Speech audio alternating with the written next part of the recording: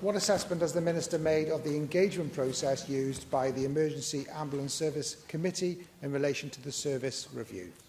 Officials, through regular meetings with representatives of EASC, are assured the Emergency Medical and Transfer Services Service Review engagement process has been comprehensive and transparent. Phase 1 is complete and enabled the public to contribute via meetings across Mid and North Wales through online feedback and a dedicated phone line.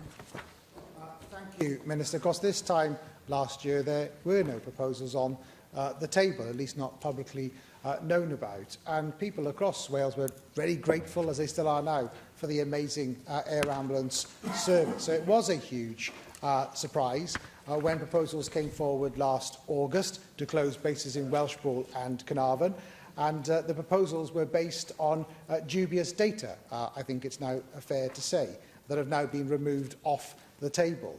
But the basis for change seems to be about, not about cost saving, but about improving the service. And we're told that the service could be changed, leading to better results without changing that financial envelope that's available. But, Minister, I agree with you, by the way. The consultations that's taken place have been transparent. I've been very pleased to meet with Stephen Harry on a number of occasions, and I appreciate the time he's taken to listen to views across Mid and North Wales. He's now taken time to consider those comments and come forward with further proposals.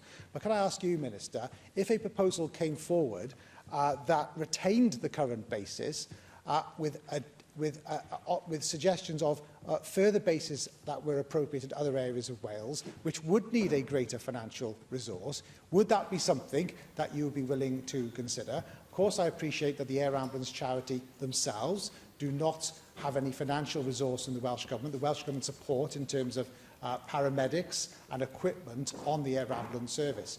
But ultimately, to give the Air Ambulance Commissioner that steer in terms of his proposal and next steps, would you be prepared, given the value of the Air Ambulance Service, Minister, to financially contribute a greater sum through the Welsh NHS to support this very valuable air ambulance service? Well, I think the first thing to say is I don't want to preempt anything that's going to come from this consultation, and this is only the first phase. The Commissioner will consider the outcome of that engagement process. We'll come up with some options for future configuration, and then we'll go back out to consultation. So there's a second phase to go out to the public. So I don't want to preempt that, but what I really need to underline how serious our financial situation is. We are not in a position to start committing to resources that are already difficult to find in the system. So it will be difficult for me to do that.